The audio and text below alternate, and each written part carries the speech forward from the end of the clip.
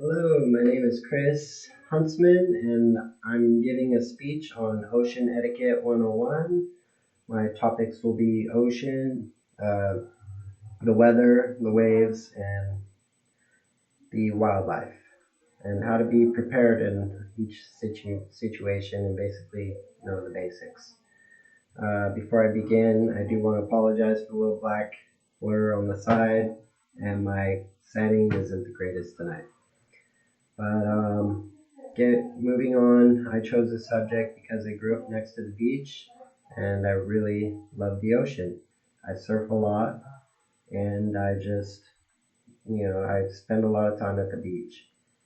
Um, so my number one subject was the weather. I chose this subject because a lot of people sometimes take it for granted, a nice day, and next thing you know, we get sunburned, which is why you always need to bring some sunscreen. The higher the grade, the better the protection. So usually you only have to apply it once, maybe twice a day if you're out there all day.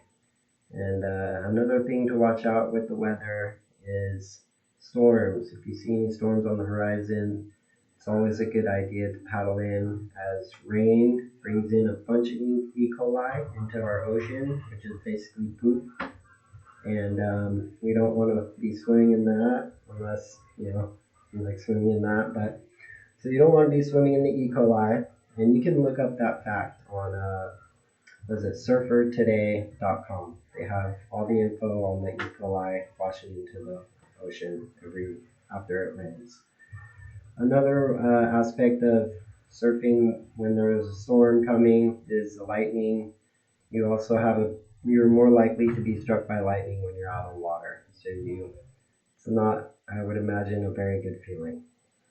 My second subject is waves and how basically the general basic of the waves.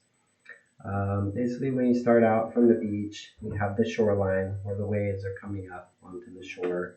Generally, unless it's a reef, then the waves are breaking kind of onto the rocks and washing onto the rocks. As the waves come up to the shoreline or the rocks, you have the surf, which is the whitewash in the water that's kind of tumbling along towards the shoreline. And beyond just that is the impact zone, where the waves are kind of tubing over in a cylinder shape, making a barrel, or however you want to put it.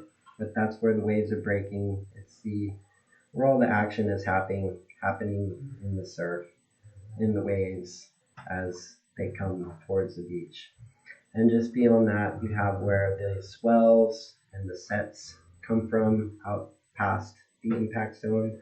You can kind of see which ways the waves are coming in as far as swell direction and with the set size, different sets, different swells have different sizes, which will give you a variety of waves in general. And my third topic is the wildlife. I chose this topic because I really like the wildlife, and you should always be respectful of any wildlife, I feel like, anywhere. The beach has very erotic wildlife, some that dates back over 500 million years, almost. That's almost half a billion, or about a little over half a billion years. Like the jellyfish, you can look up this fact on a-z-animals.com.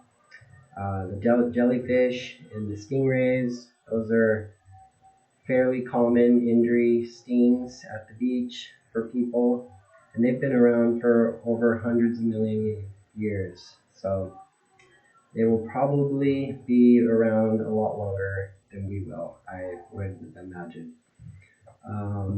And then you also have like sharks, dolphins, and seals. From a personal experience, seals are bad luck. They're kind of the dogs of the ocean, and if you stare one in the eyes, they kind of take it as a territorial threat, and they basically kind of challenge you to their position. They will chase you. They've chased me around before. Dolphins are considered good luck because chase sharks away, and seals attract sharks. So you have like the bad luck and the good luck kind of between the two. And of course, sharks are just all bad luck.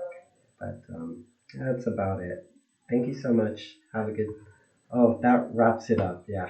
That's pretty much everything from the waves to the wildlife to the weather. Um, those are my three topics. And thank you so much for listening. Have a good night. Bye.